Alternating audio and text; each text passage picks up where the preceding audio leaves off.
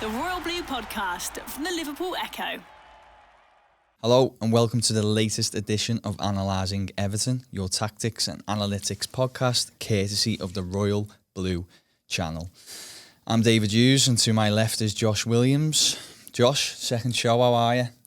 I'm all right, mate, yeah, week 2. Getting fully involved with it now. I mean, it was an absolute disaster of a weekend, really, and not ideal in terms of the second show. To be honest, he's absolutely threw us under the bus, really, hasn't he? I mean, Jesus Christ. I mean, we'll get onto it, but we were laughing about this show because this has been in the pipeline, hasn't it, for a while, the Analysing Everton show, on the back of the stuff with Analysing Anfield. And I did say to Josh, you know, we found with Analysing Anfield, it's very much a brief overview of Liverpool and then looking ahead to the opposition, given just how well-rounded Liverpool are at the moment. Well, I did warn them that it'd be very much a post-mortem each week with Everton, and that does seem to be the case. But coming up on the show anyway, we'll have a look at the Norwich game and just what went wrong, really. With our feet on the ground. Yeah, going to stay objective. Definitely, try to remove emotion from it and things like that, which may be a little bit easier for myself, but you know, we'll see how we go anyway. And then just what's next for Everton. As of recording, it's Tuesday. So all we know is Marco Silva's still manager, and we'll kind of proceed on that basis. And we'll have a look to Leicester City as well, which is going to be a tough game because Leicester are obviously doing very, very well this season. So Josh, Norwich, remind me what score did you back Everton to win? I'm pretty sure I was at about 4-1. Do you know what though, right? Those that listen to Analysing Anfield and to that we do will probably be no listeners at all. But we do seem to get predictions fairly comfortable most weeks, and I think that stems from, you know, you're able to predict a top team fairly accurately. Whereas it seems that are maybe a little bit rocky, it can just go completely up and down. So I predicted a 3-0. Looking at Norwich, regardless of whether you're having a rocky period, I think that was a realistic shout. Yeah. But I honestly couldn't believe the scoreline after 90 minutes. Yeah, it was... well, let's get into it. So before kick-off, Everton set up in a 4-2-3-1. Shock. Yeah, shock. The big thing that really stood out straight away for most Evertonians was Sigurdsson in at number 10, like he was at Southampton, and Iwobi on the bench. I think that's very prominent for us because we spoke about this a lot in the last show, didn't we? And people who listened into the last show will know. It's something that, you know, we were like, that shouldn't really be happening anymore. It's happened, and I think it did impact Everton. I must admit I am consistently baffled by its team selections weekly. You know, on the likes of Twitter, when the team selection comes out, I do consistently feel frustrated every time I see the lineup, and it's just a case of like, I think it almost offers an insight now into a manager who is almost out of ideas regarding the playing personnel at his disposal. Yeah, for him to select a team on the weekend that has, you know, 4 attackers, and 3 of those are Tosin, Sigurdsson and Theo Walcott. It's just you'd like to think that by now Everton and Silva will have moved past that as an idea. Yeah. So for him to revert back to that, as I said, I just think it captures a manager who's out of ideas, doesn't really know his best side, doesn't really know his best players, despite being in charge for around 18 months. Yeah. And, you know, the formation stays the same basically every week, but the players used consistently change. And obviously a player interprets a role based on his own skill set. So every week, the way in which Everton attack will be changing, just because you're using different attackers who attack in different ways. Yeah. So it's just... It's up and down. Yeah, you basically can't sustain a playing style really. Just certain attacking patterns. Yeah. That, you know, you will become accustomed to, and you'll bounce off other players with. based on their own skill sets. As I said last week, Everton have got players with slightly odd profiles, and they're not really inclined to complement one another naturally. So it can just result in certain struggles, maybe a lack of cohesion, lack of fluidity. Yeah. And I think we saw that. Yeah, definitely. I mean, we'll just while we're on the subject of it, we'll stay on with just the Sigurdsson and Iwobi thing, because I'm just such a huge fan of his. I look at some of the numbers. So, firstly, Sigurdsson completed 21 passes over the course of, I think it was 96 minutes. Iwobi completed 16, and he was on for about 30 odd minutes. Iwobi completed 2 of his 3 attempted dribbles. Sigurdsson completed just 2 in the game. Iwobi completed 4 passes into the penalty area. Sigurdsson just 3. And strikingly, which I thought says a lot about what we were saying last week and what everybody's been saying really, Sigurdsson receives 18 passes throughout the course of his 96 minutes. Iwobi can receive 17. So it just shows that, and bear in mind, Iwobi was out of position as well. He was, he come on and he was playing more on the right side, and that's not his position, but he was still there, finding these pockets of space to receive the ball and influence play. Yeah, well, that's what he's that type of player for me. That I said last week that I think he's inclined to provide a bit of glue in Everton's attack, and that to me is something that Everton are clearly desperate for. Players that, as I said, don't really complement one another well, and if you've got a player inside that who's able to link the play better than others, short passes around the corner, inclined to play forwards before anything else rather than simple sideways passes, which Sigurdsson's prone to. I just think Iwobi can provide that for Everton, and for whatever reason he seems to be being overlooked. Like I particularly against West Ham, he started to show signs of promise to me, and I can't really, from a distant point of view, can't really get my head around why he's now out the side. Yeah, having not really done anything wrong. Yeah, it felt to me, and obviously conversations I've had since, it feels as though maybe Silva felt like it was a case of not changing the winning side, But that to me is such an outdated philosophy. That's what you were doing, 20, 30 years ago. But the way football is now, you've got to adapt your side to try and nullify the strengths of the opposition and expose the weaknesses. And I don't think you can just blindly go, well, you don't change the winning side, especially when, if you have a look at the team that finished against Southampton, they were better than the team that started. Do you know what though? I think it stems again from the lack of ideas. I think he's tried. Well, I think from his perception, he thinks he's tried an awful lot, and he's not really sure anymore what works, basically. And I think when a team does get a win, and obviously I think around 24 shots to 6, I think it was against Southampton, I think without even knowing particularly how it's worked or why it's worked, I think Silva's reached a point whereby we won the match, dominated for large periods, really. I will keep that and kind of hope that it just continues to work. I think he's past the point of being in a position where everything is planned and everything's premeditated, and he's literally just testing different things, different pairings of players or whatever, if you like, and hoping that it comes off. Really, I think he's past the point of looking at his players objectively. And deriving a plan based on each player's skills. Yeah, totally agree. And you talk about he's running out of ideas. I feel like some of that is actually filtering out onto the pitch. Certainly in the way, just sometimes predictability and tactics and not being able to try something new. Everton attempted 29 crosses in the game. And that's the familiar theme of that was kind of receiving the ball through the middle and then just playing it out wide consistently, usually to Dean, to then almost put an aimless cross into the box and hoping for the best.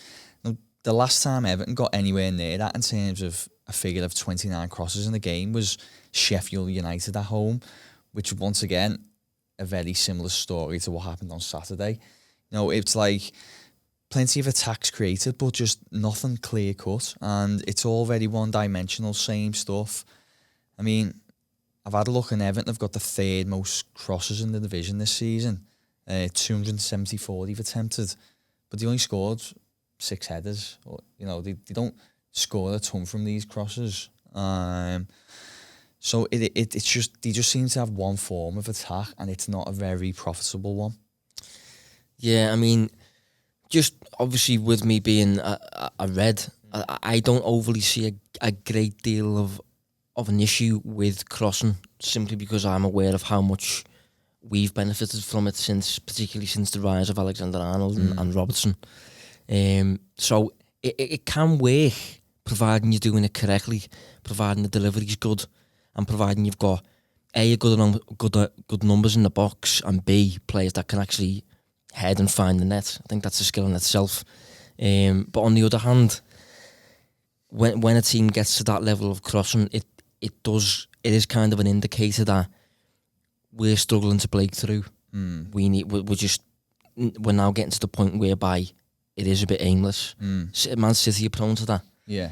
I think if you look at the matches whereby City have put in the most crosses over the course of the past maybe 2 seasons, you'll come across a lot of the losses. Yeah. And a lot of the draws that they've had to suffer. And it stems from their usual attacking play not working. Difference is with Everton, maybe they become a little bit too reliant on the crossing. Maybe there isn't many alternatives beyond that. Yeah, well, I think that is the crux of it. Really, it is just one dimensional stuff. It's, you know, there isn't different forms of attack, and you touched on there about the aerial threat in the middle. You know, 9 times out of 10 we know that the defence is the numerical advantage, so you need someone good in the air. I think Calvert-Lewin's a good header and a good target man for these crosses, but he is in and out of the side. For example, Everton had Tosin in there on Saturday, who for me just isn't renowned as someone who can particularly offer much in terms of aerial threat. So if he's in the side, I don't understand why you're trying to put too many crosses into the box.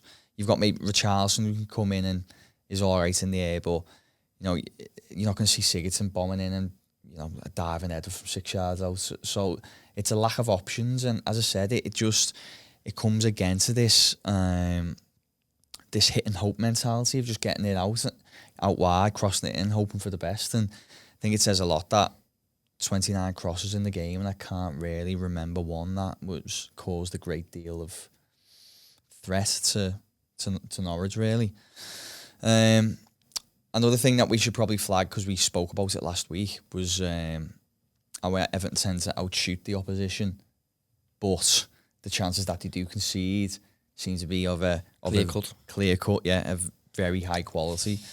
So much so that I was looking into it a little bit. It did happen again, though. That was exactly how the game went. If you look objectively at the shot map, Everton outshot Norwich by about 5 shots. Yeah.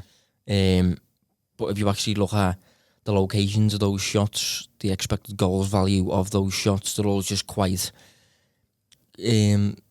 low quality, unrealistic shots. Maybe shots that go in 1 in every 10 times. If you've got attackers that are above average quality, maybe a few of those will be finished, and maybe Silva will get a few favours done by those players. But because Everton's attackers aren't particularly clinical, those 18 shots, I think it was, that were just, bang average quality in terms of difficulty. You're not giving anyone easy chances. They're all just fairly normal shots that they didn't really find the net, whereas I think Norwich had about 13 shots, but certainly 2 of them were just 6-yard box. Yeah, that's it. Well, to put it bluntly, Norwich had less shots, but still won the XG on the day, and obviously scored 2 goals. Yeah, and the reason they won the XG was simply because their shots tended to be more clear-cut. Yeah. Even though Everton had more of them, more general shots. Yeah. I was having a look anyway at just Everton's numbers in general this season, and the expected goals against per shot average. So just to give a bit of context to that, that's basically an XG given to each shot as an average, isn't it? Yeah. So their average is 0.15. That's the highest in the Premier League. And this really stands out. It's the third highest across Europe's top 5 divisions as well. And to try and put that in more basic terms, what it means is Everton tend to face the most clear-cut shots in the Premier League.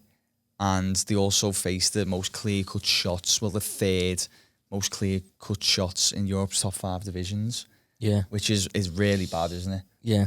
It's just, basically when a shot does come, it's relatively easy to score in comparison to most shots that are taken in football in general. The ones that come against Everton are easier to score from a striker's perspective. And it's very frustrating because, as I said, Everton is still, even after this weekend, they've still faced the 5th fewest number of shots across Europe's top divisions. So that should be something to be celebrated. That should work as a platform to build upon. But it's almost irrelevant because of when they are facing the shots that pretty much lead to goals, like 1 in 4 of the times. Yeah, and then once one of those shots does come, and you maybe, the opposing team maybe take a lead, you then have to maybe adapt your game. You're chasing the game. Yeah. And the whole game state changes really, and I think Everton's record under Silva once they go behind isn't particularly strong. Yeah, but they still, to this day, haven't come back from going behind to go on and win a game, which is terrible. Really, it is. I am conscious of we were fairly supportive of Silva the best we could. Yeah, this is going to require context. Mindful of this one. So it's not that we've suddenly seen Everton get beaten, decided, oh no, he's not up to scratch, he needs to go. It's not that reactive, and this isn't really a case of the numbers just being nonsense. Really, it's just a case of the numbers are useful. They offer an insight into the performance levels of a team without considering anything else. Yeah. But once you start considering those extra aspects, such as, is he progressing the team? Can you see a clear end goal? How does he, personality off the pitch? Is he improving players? Are players playing for him? And all those extra intangible aspects that come into whether a manager's job is safe or not. Yeah. I mean, for example, if the home crowd, this isn't something we normally cover or will be covering on the pod, but if the home crowd are singing to sack the manager, it's so hard to recover from that, in my opinion. And that's a big difference from when we were talking about him last week. And also, I didn't expect him to repeat the sort of mistake that he did on Saturday in terms of team selection. I felt like he's a young manager and he's constantly learning. And with that in mind, I expected these learning curves to be steep, but for him to learn. And he repeated a big issue for me on Saturday, which was predictable lineup, wrong plays in wrong positions, and Everton were well beaten on the day. If it was another VAR decision or just pure unlucky, then you could live with it. But because of just all those intangibles that you've touched on, I've just touched on there, I think he's in a very difficult position to stay. Yeah, I think, as I said earlier, I think for me, he just epitomises a manager that for me is out of ideas. I think rather than recognising that things aren't working and maybe considering even a change in formation and a complete overhaul in that regard, he now seems to be back to the attacking dynamic that he was trying a season ago. Yeah. With Walcott, Sigurdsson and Tosin as part of his attacking four. Yeah. When he's aware, he should be aware that he's already decided that it didn't work particularly well. He's gone back to it because there's nothing else to go back to from his perspective. Yeah. I do think Everton's squad is problematic at the minute. I do think it's in a state of flux. It's still transitioning. And there's a load of attackers that, as I said last week, are just weird profiles in terms of benefiting each other, their individual qualities, helping other players naturally rather than being instructed. It's just a strange squad to pick an 11-4 anyway. And I think he's clearly struggling to do that. Yeah, I agree. I mean, we'll thankfully move on from Norwich. to really before we look ahead to Leicester, maybe just what's next. You know, as I said, it's where we are at the moment. He is still manager. In your opinion, do you think he'll probably have to go?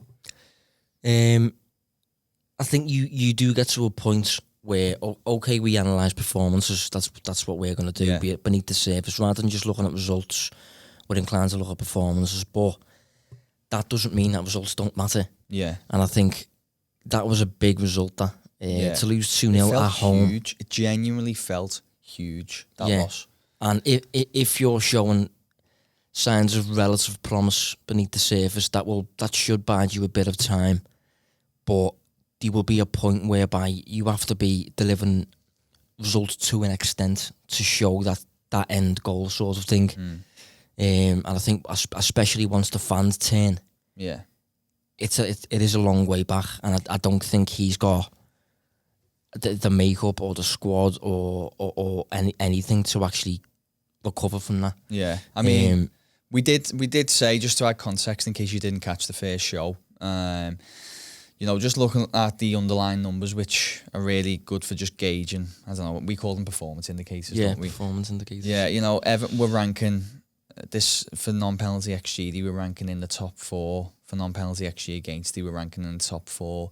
On the whole, they looked to be in a false position in the league table. It looked like Silva had maybe suffered from a bit of bad luck. Obviously, VAR decisions, which he had, you know, because we as I said, we touched on a lot of this last week. But you know, football's such a low scoring game that a dodgy VAR decision or just a bit of a fluke goal or conceding the wrong time can really be detrimental points wise, especially in such a tight division. And I think he's definitely suffered in that regard, and he's obviously a lot of injuries, specifically through midfield. So it has not been an easy season for them. But I do just feel like it went to the point of no return on Saturday. You know, it was the third promoted side Everton have faced this season. They've lost 2-0 on all 3 occasions, which it's not great. That no, it isn't. You know, wasn't aware of that one. Yeah, they played Aston Villa, got beat there. It's a very similar story again, where you know they went behind, lots of huffing and puffing, but no clear-cut chances. Concede late on. Sheffield United, something similar happened there, and then Norwich as well. So it is hard to just make the case that lessons are being learned, and for that reason, I think it is going to be really difficult for them to stay on. So, in your opinion, if he is to go, what sort of profile of manager do you think Everton needs?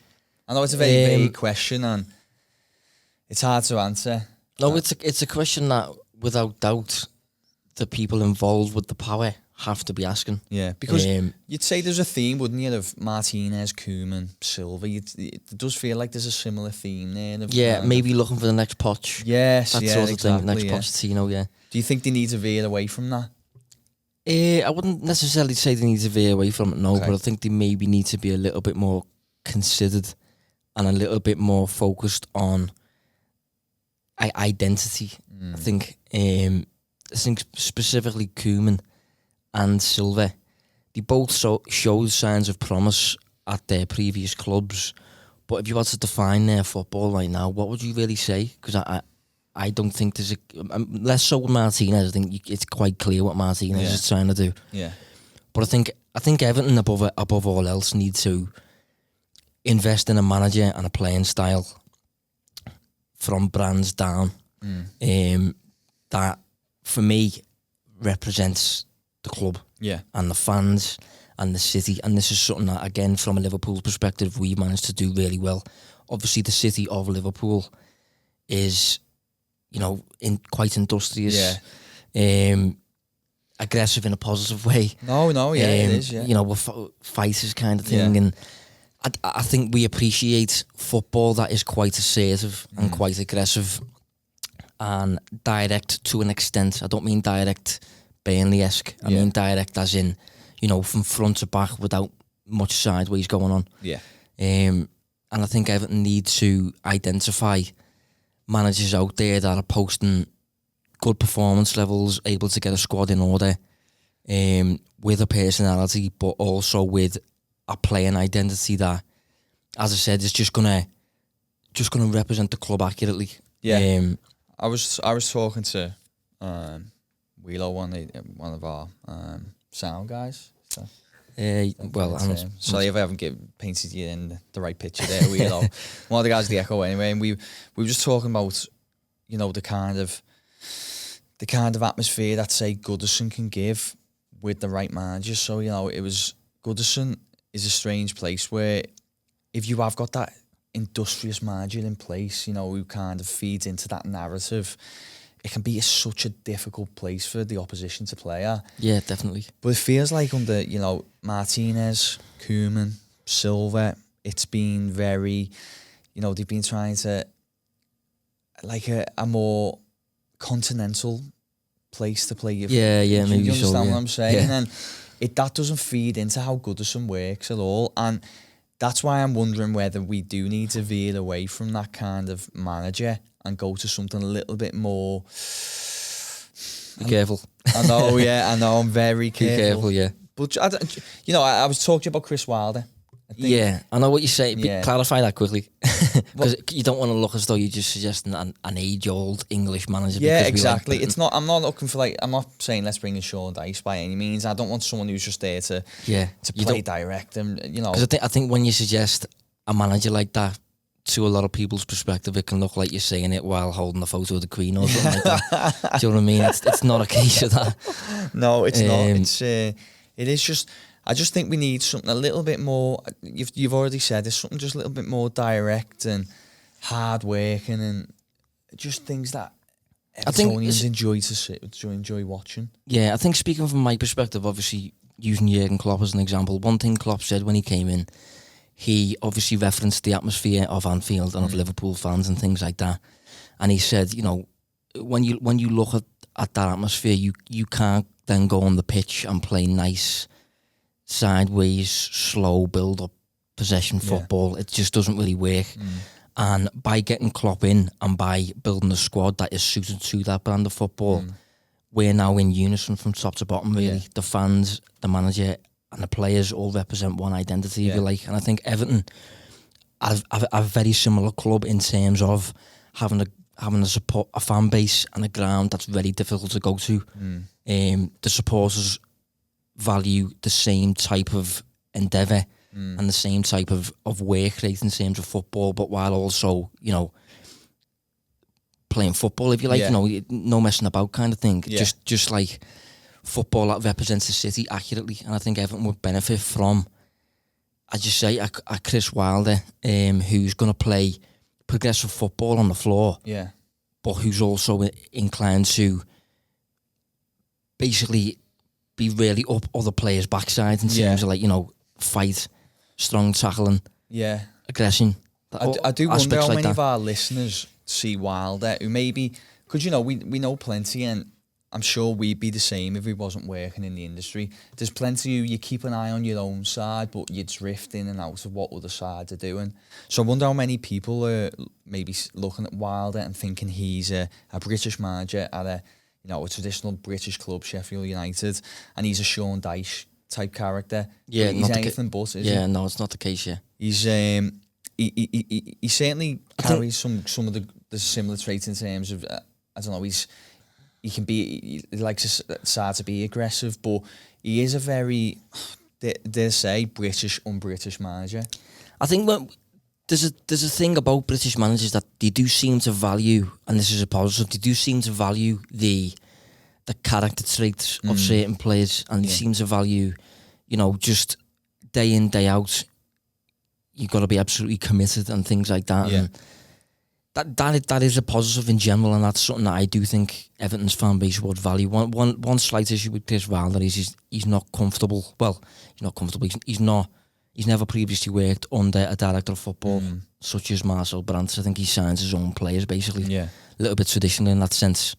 Football's going down the route of directors of football, so I think he's one of 3 clubs in the Premier League at the minute that don't have a director of football in charge.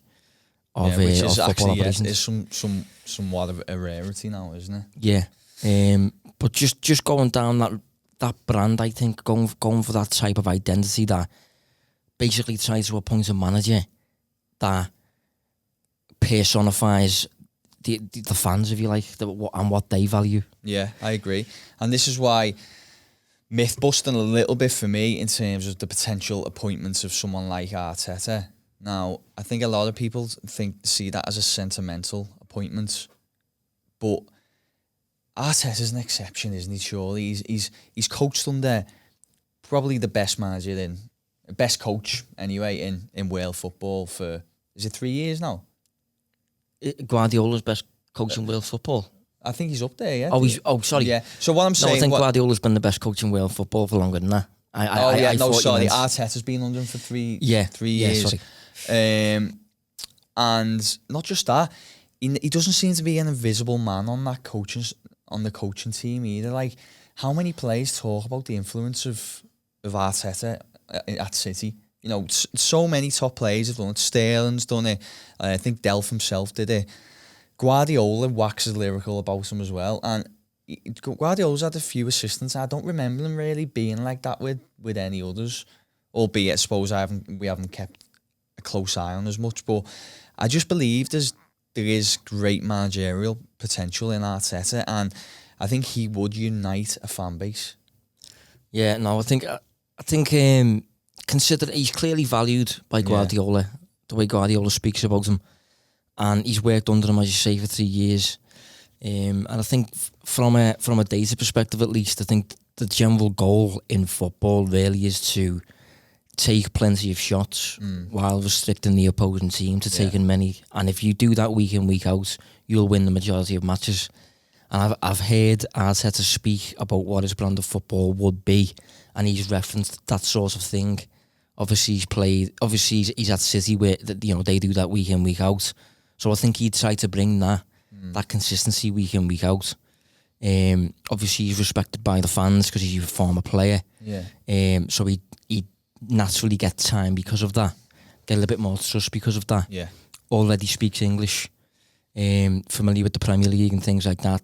Bit of an issue in that it would be his first managerial job, Huge so obviously issue, to be a degree of risk taken there.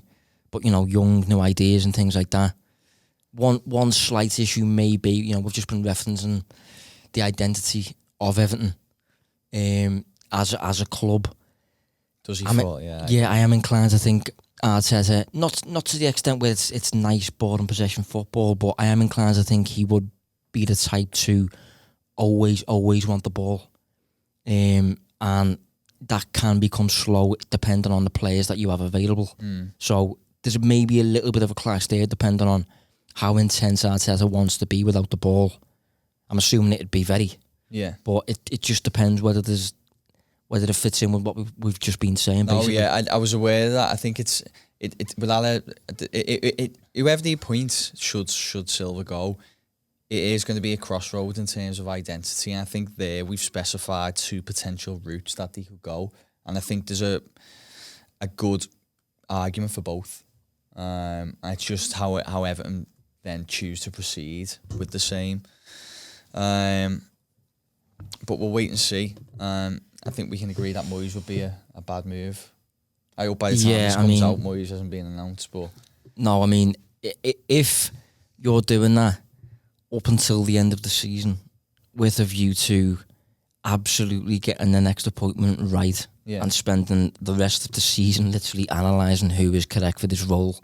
But other than that, if Moyes was to get, the season's still very, very early, very young anyway. There's but still so much to play for. There is, but you don't want to be forced into an appointment that is going to become problematic again in 2 years. You want to absolutely get this one right. So I'd have not much of a problem if Moyes was appointed, as I said, up until the end of the season. But if he gets beyond that, like, say, for example, Mark Hughes got at Southampton, he obviously kept them up, and then they give him a contract. Absolutely daft for me. For me, in football, you don't go back.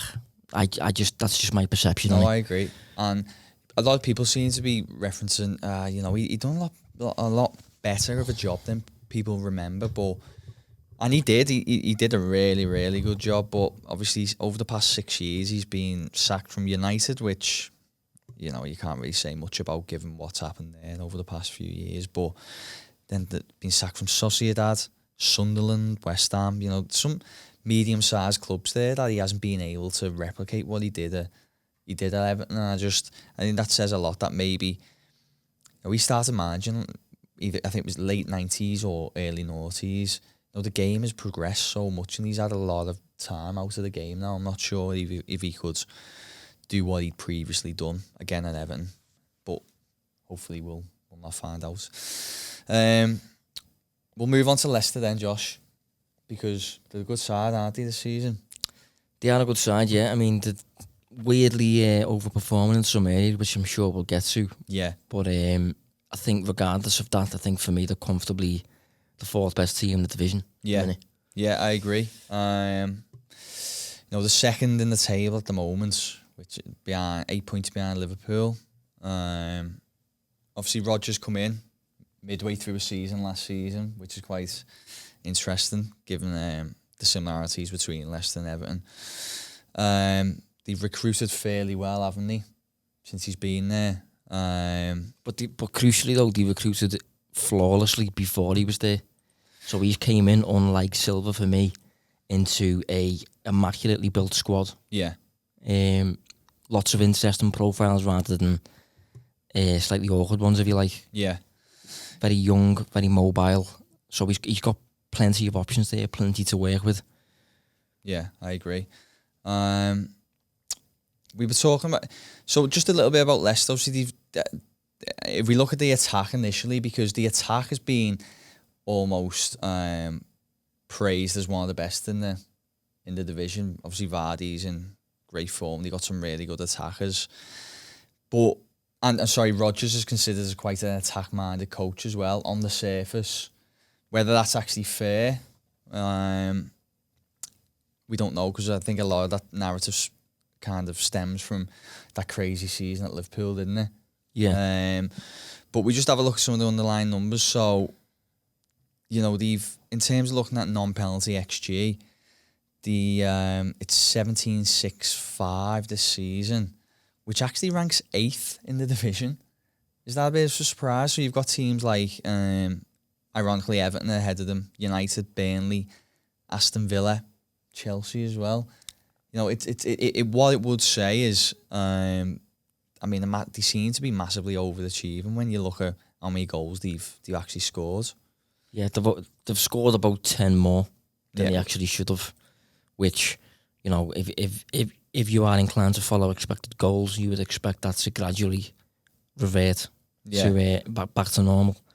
Having said that, I think one of the reasons that they're overperforming is because of the way in which Rodgers has lifted his players. Yeah. And I think naturally, if you do that, they will basically perform. Yeah. Beyond what they usually would do. Yeah. I was just going to say, I also think it's huge that these seem to be, while the attack is performing well, but we don't probably think it's going to be sustainable. Would that be fair to say?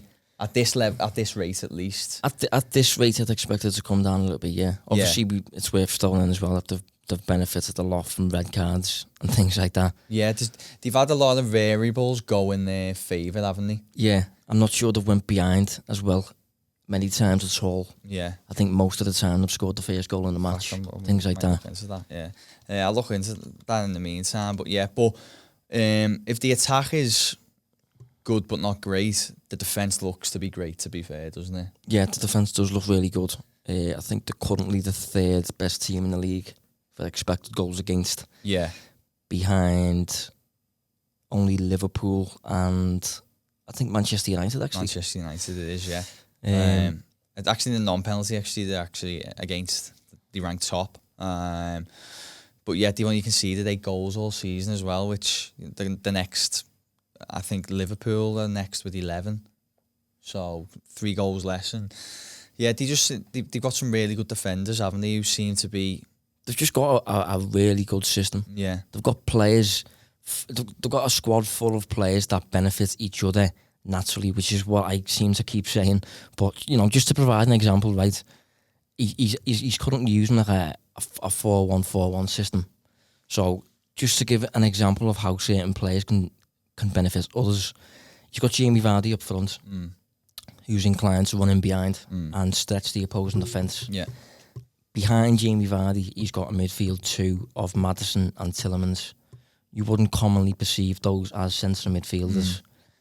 They're getting space generated for them by Vardy, who's inclined to run in behind. So they're inclined to drift forwards and use all kinds of space. Yeah. And they're allowed to do that because behind them, they've got Wilfred and Ndidi, who can cover the ground of two players and is a pure defensive player, and that's it. So just immediately there, you've got a spine that just works, just based on the natural tendencies of each player. And, you know, taking it back to Everton, you know, you saw me, didn't you? I had a little go before, just building, if I was to come in like a Mourinho, for example, now and look at Everton's squad from scratch, it is relatively tricky to, especially with the current injury states, it is relatively tricky to get a formation and a first 11 on the pitch and look at how things work in a balanced way, considering the traits and tendencies of each player, their preferred foot, what they're likely to do in possession, out of possession, you know, all that sort of stuff. Yeah, it is just a strangely built squad at the minute for Everton, and I think that's one of the key reasons why Rodgers is really benefiting at the minute. I think he came into an ideal environment, really. Yeah, I totally agree on the Everton thing. It is quite disjointed, whereas Leicester it isn't. You know, they just seem to be all playing really well in unison. You know, I am impressed with them. As I said, I do expect the just looking at the underlying numbers, I do expect their form to drop off slightly, but I do think it's imperative to note that they've got quite a few points on the board whilst they have been on top or performing really well. I think that'll be important come to the end of the season. So yeah, I don't expect them to sustain a title challenge, for example, but as you said, top four, pretty much confident that they'll finish in it. Yeah, but the thing is, though, regarding what you've just said there, even if they weren't picking up as many results, say, for example, Leicester were in and around 10th now, you can see an end goal. You can see what he's building towards and things like that. I think that's important regarding, well, a new manager and being given time and being afforded time and that sort of thing. Yeah. We'll have to wrap it up. Normally we end on a verdict, but I think it's hard because you don't actually know who's going to be playing for Everton in terms of personnel or even who's going to be manager.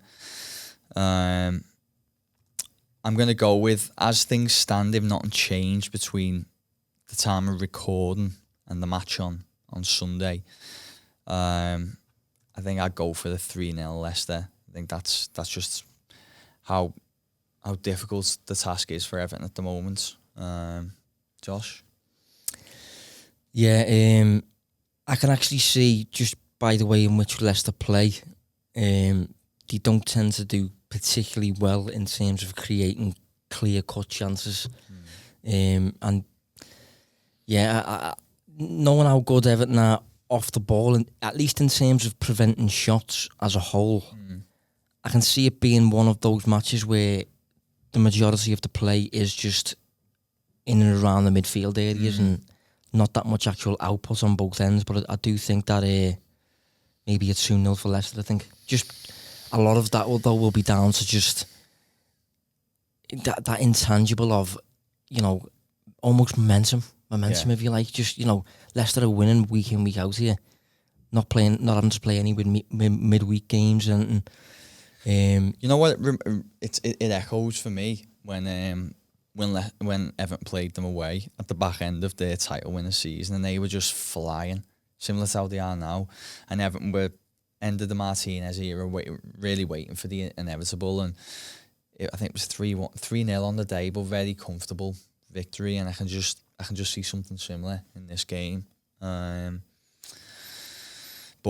we'll wait and see. Yeah, as I said, it could be an interesting week by the time we come round to the show next week. It could be very interesting, in fact. But we'll leave it there, Josh. Thanks very much, mate. Yeah, no worries, mate. Yeah, and by the way, everyone, just thanks for the feedback for the first episode. Should have mentioned that at the top of the show, but it's been unanimously brilliant, really. So I really appreciate it. Thanks for tuning in, and we'll see you next week. Cheers. The Royal Blue Podcast from the Liverpool Echo.